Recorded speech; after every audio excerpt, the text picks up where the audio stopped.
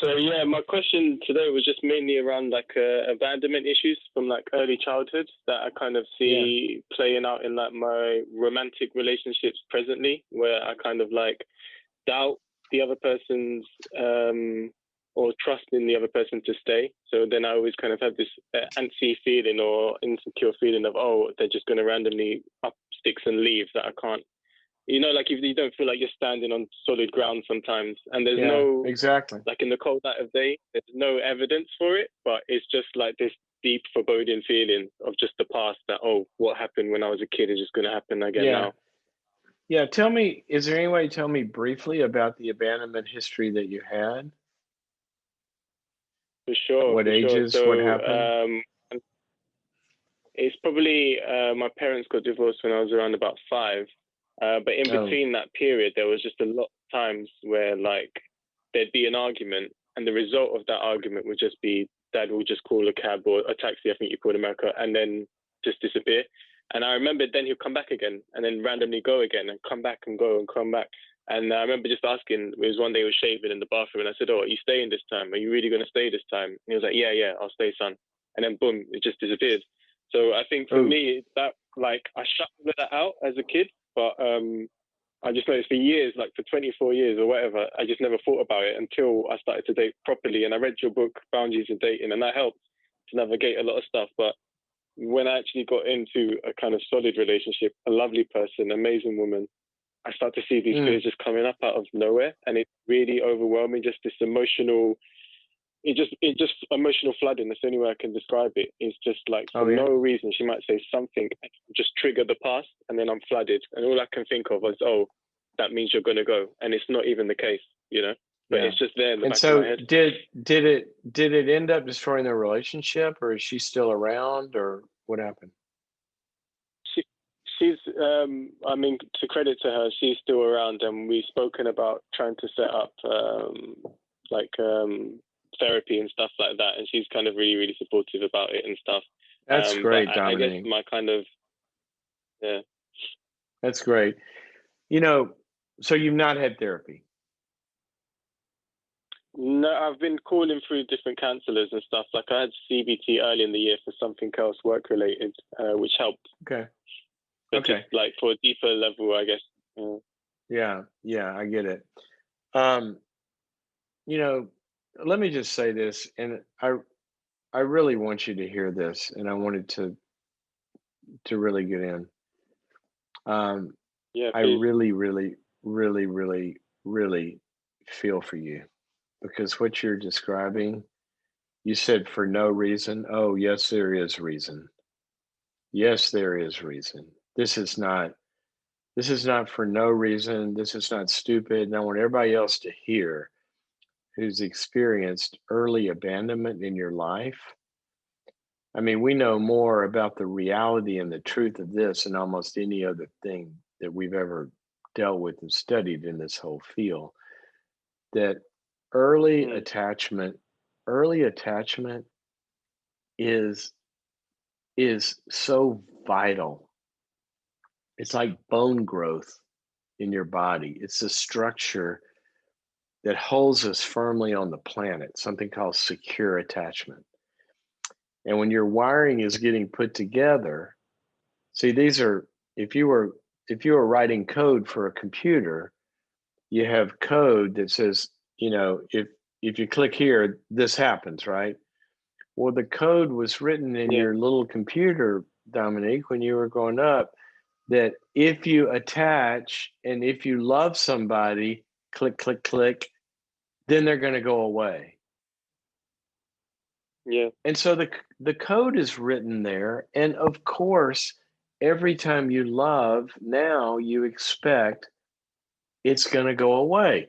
And so when that message starts to get what you're calling triggered, everything inside you starts to get amped and it starts to tell you that your world is going to disappear.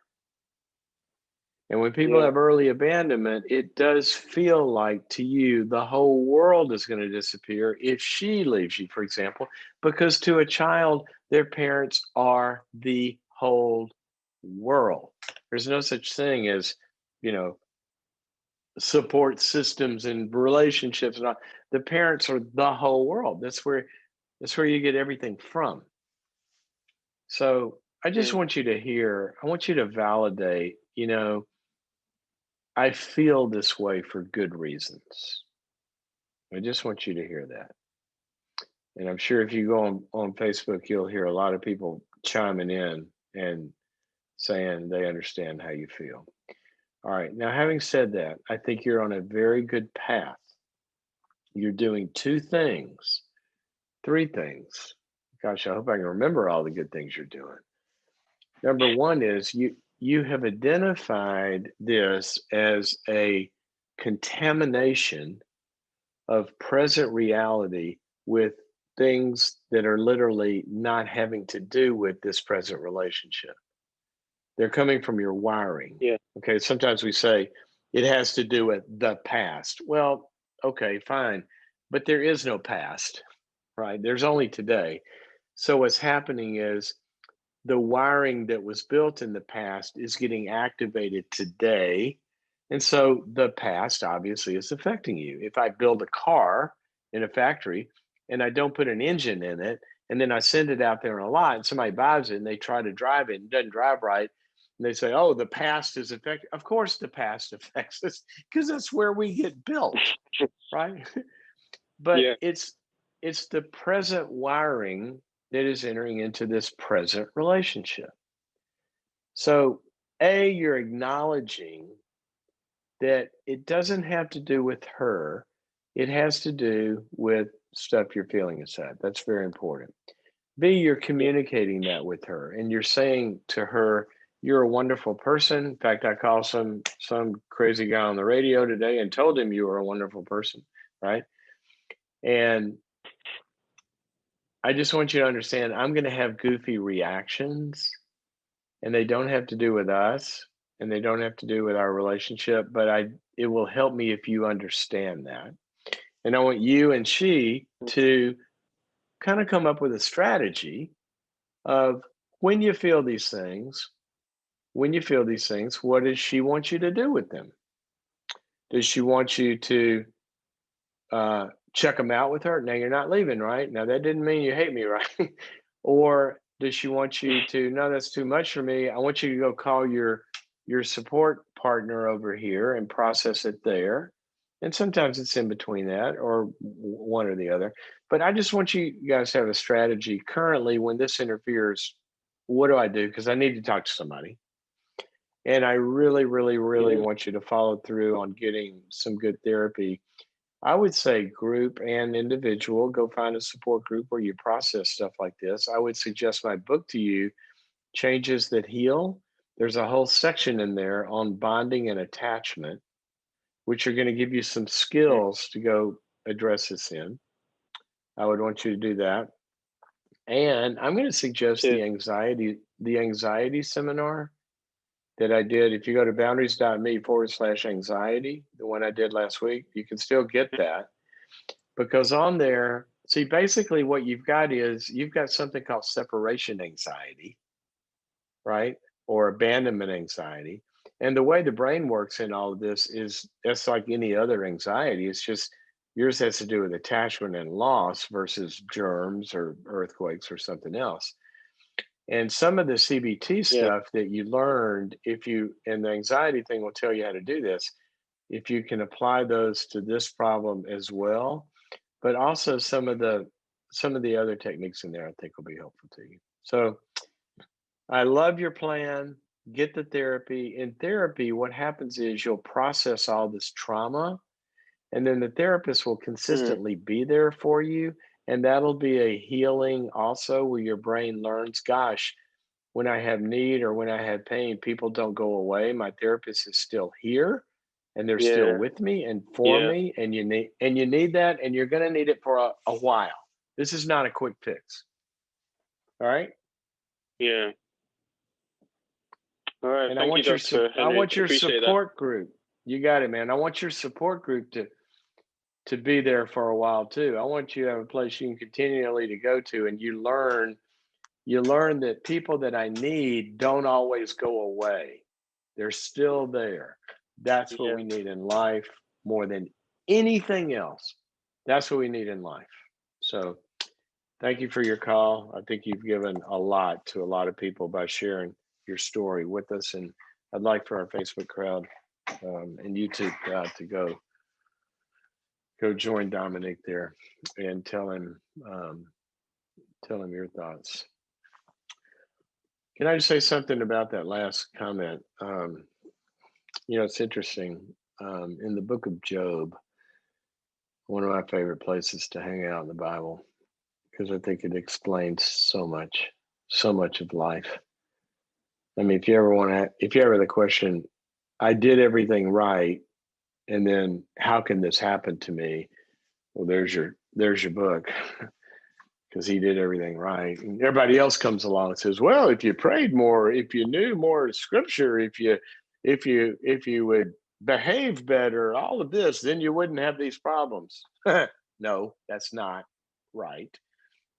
God ends up spanking all of his religious friends in the end, and giving the cows to Job, because he said, you're the only one that spoke the truth about this, which means basically, Job, you're suffering and you didn't cause any of it.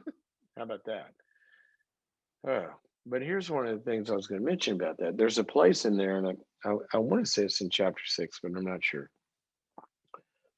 But Job says, I'm going to give full vent to my complaint. If you don't strike me and you don't abandon me. Isn't that what we need in life? And God promises that to us. That we can give full vent to our pain and our complaint, and he's not going to strike us, and he's not going to ever leave us if we want a relationship with him. What did Jesus say? He said, I won't ever leave you or forsake you. And the one who comes to me, I will never cast out. That's security. Now, why in the world, let me ask you a question here. Why in the world would the God that created us make not being abandoned and not being punished for pain? Why would the one that created us make that so important?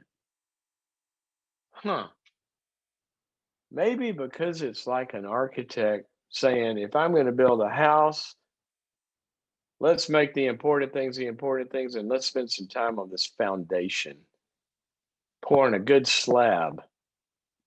The thing that holds a house together is your relationships, your attachment, secure attachment, that the researchers call it, secure attachment to God and to other people. Rootedness, one of my favorite verses, says we're to be rooted and grounded in love for one another. When we don't have that as children, life is built on a shaky foundation. When we don't have it as adults, life is built on a shaky foundation. Ready for the good news? You ready for this? New foundations get poured every day, every single day. What do we have to do? Well, you can't just throw a few rocks at a house and say, okay, be steady. BS. People come along with their quick advice, or throw a Bible verse at this, or pray the abandonment away or something. No, that's not how it happens. It's not even how the Bible says it happens. It's not how psychology says it happens. It's not how architecture of a house says it happens. What do? You got to go in there and dig it up. So we get to the needs, we get to the pain, we get to the hurt. And then what do? We attach it to some new people. We pour some new slab in there.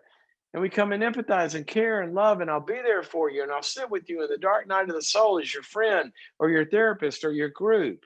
And we're going to connect you and make you firm and give you firm footing on this earth.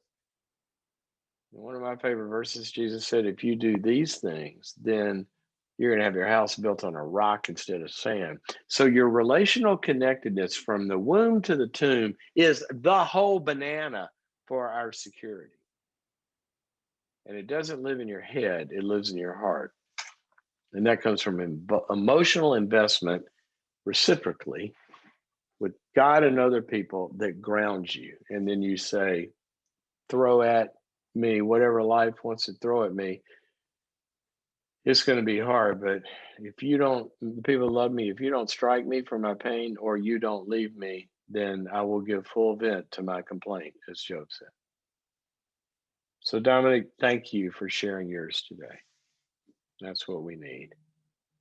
We need that sense of attachment. I'm sorry you were abandoned, but I hope it gets fixed with a new foundation of a really good support system.